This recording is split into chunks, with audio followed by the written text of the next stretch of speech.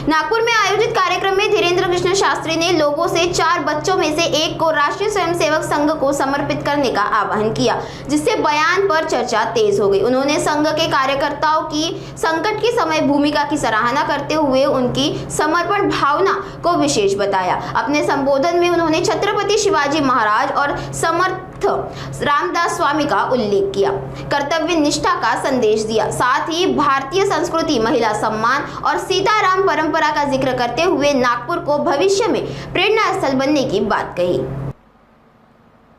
छत्रपति वीर शिवाजी महाराज जब बहुत थक गए युद्ध करते करते, उनको लगा कि हम थक गए, तो एक दिन स्वामी समर्थ रामदास जी के पास गए और उन्होंने अपना मुकुट उतारा और कहा कि हमने बहुत लड़ाइयां लड़ ली, बहुत युद्ध कर लिया, अब कृपा करो कि अब हमें बहुत लड़ना नहीं, अब एक बड़ी दया करो, ये मुकुट संभालो आप, ये राजपाट आप संभालो, आपकी आज्ञा से ही हम चले, अब हमसे चला नहीं जा रहा, अब हमसे युद्ध लड़ा नहीं जा रहा, हम बहुत थक गए, अब हम विश्राम चाहते हैं, अब हम आराम चाहते हैं, अब हम कुछ दिन कुछ करना नहीं चाहते।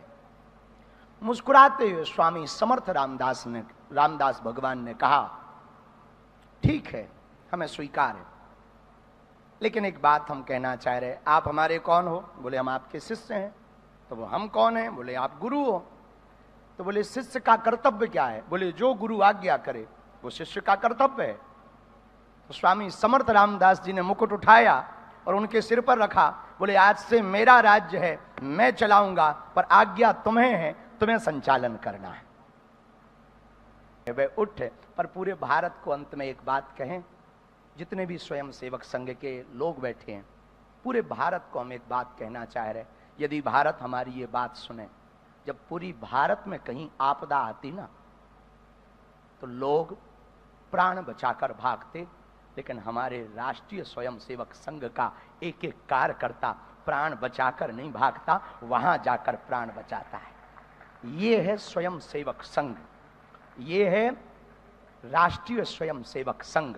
हम पूरे भारत से प्रार्थना करेंगे, बच्चे तो 4 पैदा करो, पर एक स्वयं सेवक संघ के लिए दो, हाँ, ताकि दूसरों को बचाने को काम आए। अब ज्यादा ना कह के हम अपनी बात को विराम करेंगे और आप मुस्कुराते रहिए, और हम चाहते हैं आप ऐसे ही हंसते रहो, मुस्कुराते रहो, ताकि जल्दी अखंड भारत हो जाए तो आनंद आ जाएगा। वैसे भरोसा है आपके रहते कुछ बड़ा होगा, बालाजी आपसे करवाएंगे। सभी संतों को प्रणाम, आप सबको जय सिया राम।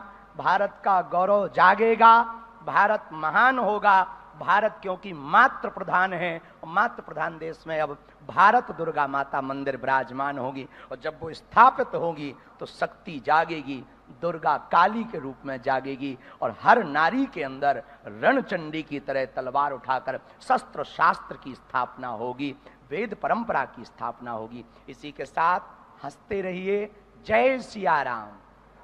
भारत माता की वंदे वंदे। हारे हारे